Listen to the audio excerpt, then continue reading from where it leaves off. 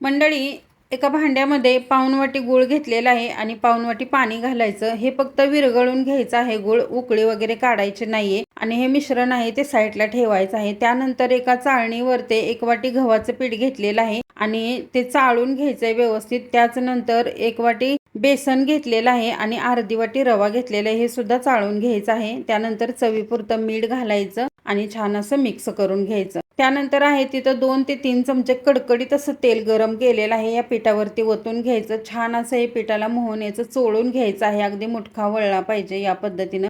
जे गाळून घेतलेलं गुळाचं पाणी आहे ते यामध्ये थोडं थोडं करून टाकून व्यवस्थित असे घट्टसर मळून घ्यायचं आहे। 15 मिनिटं हे रेस्ट करण्यासाठी ठेवायचं। त्यानंतर यामधील छोटासा गोळा घेऊन व्यवस्थित मळून घ्यायचं आणि छोट्या छोट्या गोळ्या बनवून घ्यायच्या आहेत या पद्धतीनं। नंतर तुम्ही हे तेलावर किंवा पिठावर कशावर सुद्धा लाटू शकता, पण लाटताना पातळ लाटायचं। तेल आहे ते मिडियम गरम असावं आणि हे कडकणे आहेत ते यामध्ये टाकलेले आहेत। तर छान असे फ्राय करून घेतलेले आहेत, पाहू शकताय तुम्ही।